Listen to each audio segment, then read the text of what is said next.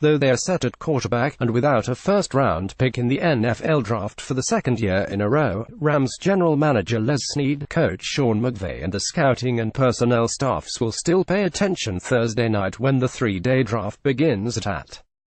Snead said this week that it would be fun to sit back and actually see how that whole top 5, all the quarterback drama plays out. Advertisement: the Rams also will monitor what might have been. Earlier this month, they gave up the 23rd pick to acquire receiver Brandon Cooks from the New England Patriots.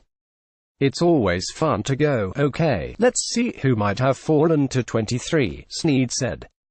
And we'll have fun looking at maybe who we would have drafted if that would have been the case. Then it is time to put into action what the Rams scouting department has been preparing for since last year's draft in Philadelphia ended.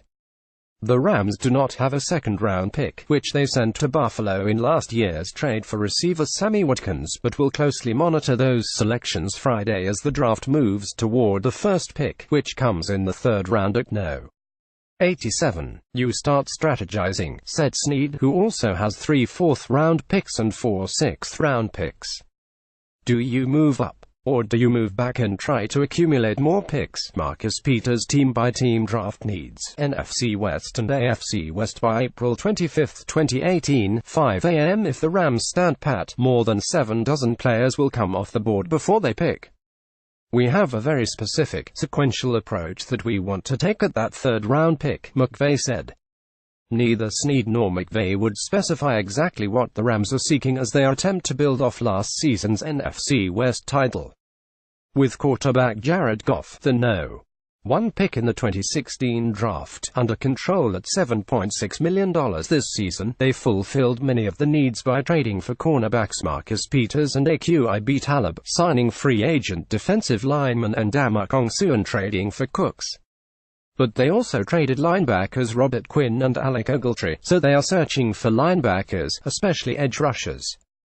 Players such as North Carolina State defensive end Bradley Chubb have dominated pre-draft media reports and mock drafts. Chubb and other top prospects will not be available when the Rams finally make the pick. Some of those guys like Bradley Chubb get mentioned over and over again, Snead said. You do somewhat forget that maybe there are other guys other than him that rush the passer.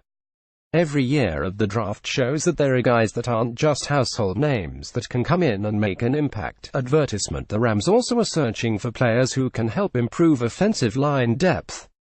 Left tackle Andrew Whitworth and center John Sullivan are at the far end of their careers, and guards Roger Saffold and Hamon Brown and right tackle Rob Havenstein are in the final year of their contracts. The Rams found value in the third round and beyond in the last few drafts. In 2015, Brown was a third-round pick.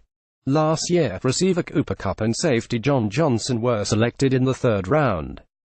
Gary Klein at LaTimes.com. Follow Gary Klein on Twitter at LatimusKlein.